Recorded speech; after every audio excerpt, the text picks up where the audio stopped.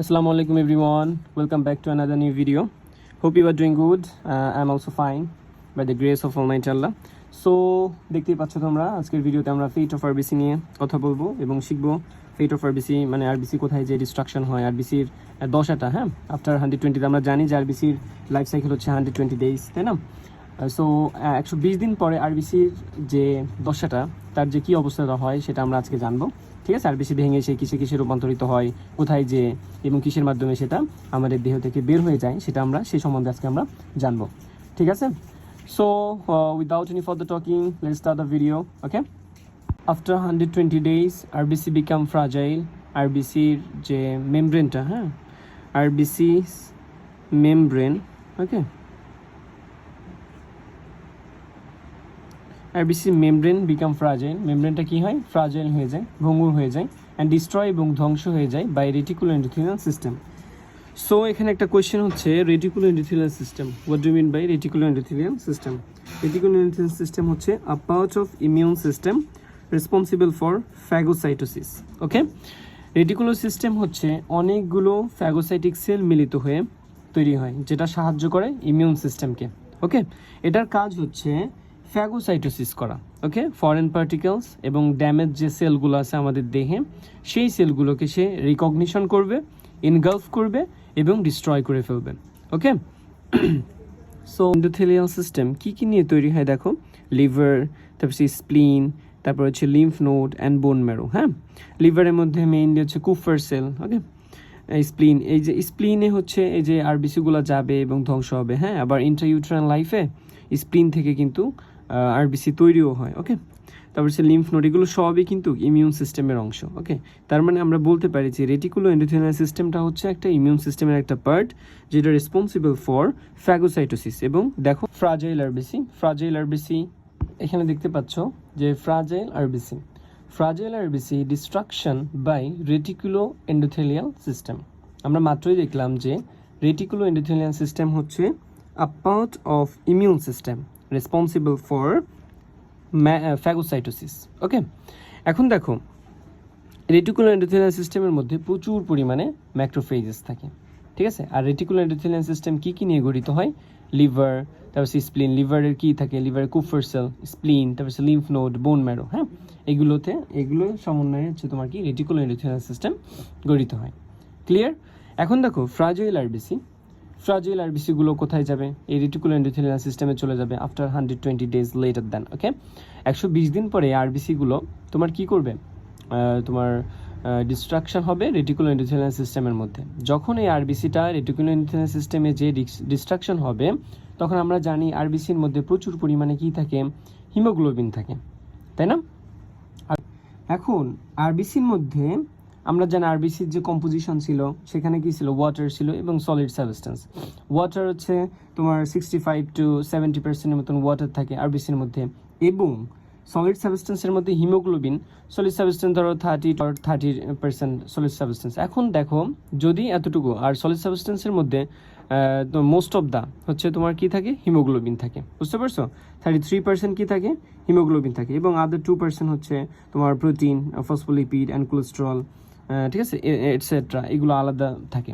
তারপরে দেখো এখানে বলতেছে যে যখন আরবিসিটা ভেঙে ডিস্ট্রাকশন হচ্ছে, ধ্বংস হচ্ছে কোথায়? রেটিকুলো এন্ডোথেলিয়াল সিস্টেমে ভেঙে যখন হচ্ছে হিমোগ্লোবিন তৈরি হচ্ছে, হিমোগ্লোবিনটা এই সিস্টেমের মধ্যেই কিন্তু এখনও এই হিমোগ্লোবিনটা আছে। ওকে, হিমোগ্লোবিনটা কি হচ্ছে? এর মধ্যে প্রচুর পরিমাণে কি আছে? ম্যাক্রোফেজ আছে। ম্যাক্রোফেজের মাধ্যমে ফ্যাগোসাইটোস হচ্ছে। মানে কি? ফ্যাগোসাইটোস মানে হচ্ছে একটা প্রক্রিয়া যার মাধ্যমে ফরেন পার্টিকেল বা ড্যামেজ সেলগুলো কি হয়? ডিস্ট্রয় হয়। হিমোগ্লোবিনকেও কি করতেছে? ডিস্ট্রয় করে দিছে বা ভেঙে ফেলছে। যখন হিমোগ্লোবিন ফ্যাগোসাইটোস হবে ম্যাক্রোফেজের মাধ্যমে, ওকে, তাহলে কি ফর্মস, এবং এই হিমোগ্লোবিনটা কিসে রূপান্তরিত হবে বা কি তৈরি করবে? ফর্মস কোলিগ্লোবিন, মানে হচ্ছে সুতোর নাই, মানে by breaking one of methine bridge মানে হচ্ছে হিমোগ্লোবিনের স্ট্রাকচারটা যদি আমরা দেখি, দেখো হিম এবং হচ্ছে গ্লোবিন, হিমোগ্লোবিন একে অপরের সাথে মিথাইন ব্রিজের মাধ্যমে যুক্ত থাকে। এই মিথাইন ব্রিজটা যদি ভেঙে যায় তাহলে এরা পরস্পরের সাথে সুতোর ন্যায় একটা লাইনের মতন আকার ধারণ করে। ঠিক আছে, এরকম এখন আছে এরকম, যখন একটা বন্ধন ভেঙে যাবে তখন সে এটা এদিকে চলে আসবে, আর এটা এদিকে চলে যাবে, এই জন্যই বলা হচ্ছে ফর্মস কোলিগ্লোবিন। কোলিগ্লোবিনে রূপান্তরিত হবে by breaking one of methane bridge. Okay, তারপরে কি হবে দেখো, যখন হচ্ছে তোমার কোলিগ্লোবিন তৈরি হলো, এই যে হিমোগ্লোবিনটা স্প্লাইডেড উইথিন ম্যাক্রোফেজ, এই যে কোলিগ্লোবিনটা এটা দুইটা ভাগে বিভক্ত হবে, একটা হচ্ছে গ্লোবিন আর একটা হচ্ছে হিম। ওকে, সো দেখো পরে যখন এই কোলিগ্লোবিন যখন স্প্লাইটেড মানে বিভক্ত হয়ে উইথিন ম্যাক্রোফেজের মাধ্যমে মানে মধ্যে যখন বিভক্ত হয়ে গ্লোবিন এবং হিম তৈরি করে, এই গ্লোবিন ওই ম্যাক্রোফেজ থেকে সে কোথায় চলে যায়, goes to the site of amino acid. এখন আমরা অ্যামাইনো অ্যাসিড কোথায় বেশি পাই, আমাদের যে মাসেলগুলো আছে, আমার মাসেলগুলোতে হচ্ছে বেশিরভাগ অ্যামাইনো অ্যাসিড অনেক বেশি থাকে। ওকে, সেখানে চলে যায়। ওকে, এখন দেখো গ্লোবিন চলে গেল, এখন হিম হচ্ছে তোমার হিম কিসে রূপান্তরিত হবে, হিম অক্সিডেজ এনজাইমের উপস্থিতিতে ব্লিভার্ডিনে রূপান্তরিত হবে। ওকে, এখন এই ব্লিভার্ডিন রিডাক্টেস এনজাইমের উপস্থিতিতে বিলিরুবিনে রূপান্তরিত হবে।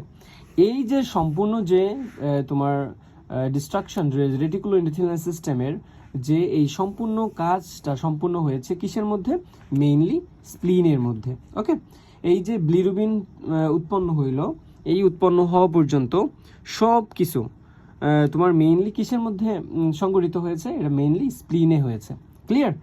এরপরে এই বিলিরুবিন কোথায় যাবে, এই বিলিরুবিন এখন আমার দেহ থেকে কি করতে হবে, বের করতে হবে। বিকজ আমরা জানি আমাদের দেহে যদি বিলিরুবিনের পরিমাণ বেড়ে যায় তাহলে জন্ডিস হয়, তাই না? তারপরে দেখো, তাহলে আমার এই বিলিরুবিনকে আমার এখন রক্তে চলে যাইতে হবে। আমরা জানি রক্তের মধ্যে কি আছে, রক্তের মধ্যে অ্যালবিউমিন আছে, প্লাজমা যে প্রোটিনগুলো আছে, এই প্রোটিনগুলো হচ্ছে এই অ্যালবিউমিনকে সাথে করে তোমার লিভার পর্যন্ত পৌঁছায় দিবে। ঠিক আছে? তো দেখো তারপরে যখন বিলিরুবিন যখন ব্লাডের মধ্যে চলে আসবে তখন কম্বাইন এবং যুক্ত হবে, যখন ব্লাডে যখন আসতে হবে তখন সে কিসের সাথে যুক্ত করবে, অ্যালবিউমিনের সাথে যুক্ত করবে। আমরা জানি প্লাজমা প্রোটিন হচ্ছে অ্যালবিউমিন, গ্লোবিউলিন, ফাইব্রিনোজেন, প্রোথ্রম্বিন। ওকে, এগুলো হচ্ছে আমাদের প্লাজমা প্রোটিন অ্যালবিউমিনের সাথে যুক্ত হবে বিলিরুবিন যখন অ্যালবিউমিনের সাথে যুক্ত হবে তখন সে তৈরি করবে বিলিরুবিন অ্যালবিউমিন কমপ্লেক্স তৈরি করবে, এবং বিলিরুবিন এই ব্লাডে চলে আসলো অ্যান্ড ব্লাড থেকে সে লিভারে চলে যাবে। এখন যখন লিভারে যাবে তখন এই albumin goes to the circulation. অ্যালবিউমিনের কাজ জাস্ট একটা প্যাসেজ মানে বাহন, ভেহিকল হিসেবে কাজ করে। এখানে বিলিরুবিনকে স্প্লিন থেকে তোমার লিভারে পৌঁছায় দেওয়ার জন্য এখানে একটা ভেহিকল হিসেবে কাজ করে, মানে গাড়ি হিসেবে কাজ করে। ওকে, অ্যালবিউমিনের কাজ শেষ, লিভারে যখন বিলিরুবিনটাকে পাঠিয়ে দিয়ে অ্যালবিউমিন তার মতন গোজ টু দ্য সার্কুলেশন এবং ব্লাডের মধ্যে সে রয়ে গেল এবং সার্কুলেশনে সে চলে গেল। ক্লিয়ার? এখন হচ্ছে বিলিরুবিন যখন তোমার লিভারে আসবে, যখন লিভারে আসলো, ওকে, যখন লিভারে আসলো এখানে বিলিরুবিন অ্যালবিউমিন কমপ্লেক্স, তাহলে অ্যালবিউমিন তো চলে গেছে সার্কুলেশনে, তাহলে এখানে কি থাকতেছে, বিলিরুবিন। ওকে, বিলিরুবিন এখন কি করবে, বিলিরুবিন আমরা জানি লিভারের মধ্যে একটা অ্যাসিড আছে, সেই অ্যাসিডের নাম কি, গ্লুক্রোনিক অ্যাসিড। এই বিলিরুবিন লিভারের মধ্যে থাকা গ্লুক্রোনিক অ্যাসিডের সাথে যুক্ত হয়ে তৈরি করবে বিলিরুবিন ডাইগ্লুকুরোনাইট। ক্লিয়ার? কনজুগেট বিলিরুবিন তৈরি করবে। ওকে, এখানে কি তৈরি করবে, বিলিরুবিন ডাইগ্লুকুরোনাইট তৈরি করবে। ওকে, বিলিরুবিন ডাইগ্লুকুরোনাইট তৈরি করবে। ওকে, গ্লুকুরোনাইট তৈরি করবে। ঠিক আছে, কনজুগেট এটাকে বলা হয়, এই বিলিরুবিন ডাইগ্লুকুরোনাইটকে বলা হয় conjugate bilirubin. Conjugate bilirubin. Clear? তারপরে দেখো এই যে বিলিরুবিন ডাইগ্লুকুরোনাইট এটা এখন বাইল ডাক্টের মাধ্যমে সে ইন্টেস্টাইনে থ্রো হবে। এখন কোথায় থ্রো হবে, আমরা জানি ডিউডেনামে এসে উন্মুক্ত হয়। ঠিক আছে, আইলেটস অফ ল্যাঙ্গারহ্যান্স এবং তোমার বাইল ডাক্টটা একটা স্থানে এসে উন্মুক্ত হয় ডিউডেনামে। ওকে, সেখানে এসে এটা থ্রো হবে। এখন ইন্টেস্টাইনে যখন থ্রো হয় এক্সার্টেড ইনটু ইন্টেস্টাইন থ্রো বাইলের মাধ্যমে আমরা জানি লিভার সিনথেসিস করে হচ্ছে বাইল সিনথেসিস করে এবং হচ্ছে তোমার কি সিক্রেশন করে বাইল। এখন ওই বাইলের সাথে এই বিলিরুবিন ডাইগ্লুকুরোনাইডটাকে সে কি করে ইন্টেস্টাইনে মানে আমাদের স্মল ইন্টেস্টাইনে ডিউডেনামে এসে উন্মুক্ত করে। যখন উন্মুক্ত হয় তখন ওখানে প্রচুর পরিমাণে ব্যাকটেরিয়াল ফ্লো থাকে, হ্যাঁ প্রচুর পরিমাণে ব্যাকটেরিয়া থাকে। এই ব্যাকটেরিয়াল ফ্লোরা বা ব্যাকটেরিয়াল অ্যাকশনের কারণে এই ইন্টেস্টাইনে এসে ইউরোবিলিনোজেন ডাইগ্লুকুরোনাইড কনভার্ট হয় ইউরোবিলিনোজেনে। ঠিক আছে, বিলিরুবিন ডাইগ্লুকুরোনাইড কিসে রূপান্তরিত হয়? ইউরোবিলিনোজেনে।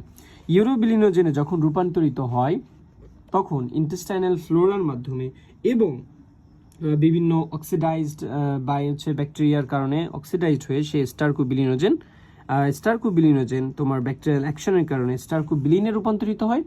স্টারকোবিলিন টু ফিসেস মলের মাধ্যমে আমাদের দেহ থেকে বের হয়ে যায়। ওকে, তারপর এখানে দেখো তোমার যখন ইউরোবিলিনোজেন অ্যাবজর্ব হচ্ছে কিডনিতে যে ইউরোবিলিনোজেন অক্সিডেশন জারণের মাধ্যমে ইউরোবিলিনে রূপান্তরিত হচ্ছে। ইউরোবিলিন থেকে টু ইউরিনের মাধ্যমে মূত্রের মাধ্যমে এটা দেহ থেকে বের হয়ে যাচ্ছে। ওকে, সো আমরা ফেট অফ আরবিসি তাহলে কিভাবে প্রেজেন্টেশন করব? ফেট অফ আরবিসি ফার্স্টলি আমরা কি বলবো যে after 120 days RBC membrane become fragile and destroyed by reticuloendothelial system. Okay, fragile RBC destruction by reticuloendothelial system and formed hemoglobin. Hemoglobin phagocytosed by macrophage and form choleglobin by breaking one of methane bridge, and choleglobin is spliced within macrophage.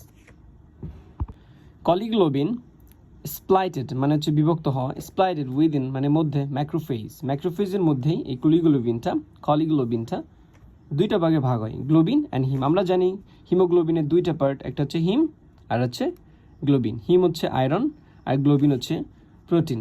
Okay, then globin goes to the site of amino acid and heme oxidase এনজাইমের উপস্থিতিতে heme convert into biliverdin due to presence of heme oxidase enzyme, and then biliverdin convert into bilirubin due to presence of biliverdin reductase enzyme. All of this occurs in mainly spleen. Okay, then bilirubin goes to the blood with the help of albumin. Okay, with the help of albumin. When bilirubin combined with albumin, it form bilirubin-albumin complex. Then albumin goes to the circulation and bilirubin goes to the liver. Liver has glucuronic acid, and bilirubin and glucuronic acid form bilirubin diglucuronide. Okay. Conjugate bilirubin exerted into intestine through bile. Intestine has a lot of bacterial flora, bacterial action.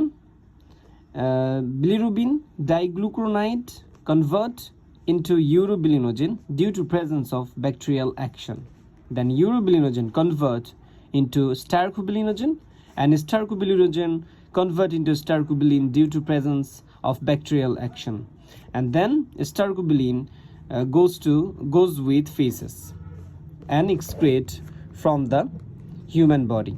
Okay, urobilinogen, small part of urobilinogen absorbed by intestinal brush border. We can say that brush border epithelial cell, we can say, absorbed and goes to the kidney, and in the kidney urobilinogen convert into urobilin by oxidation. Then urobilin goes with urine. Okay, so thank you so much for watching the video. Hope you enjoy, and feel free to subscribe to my channel. Thank you.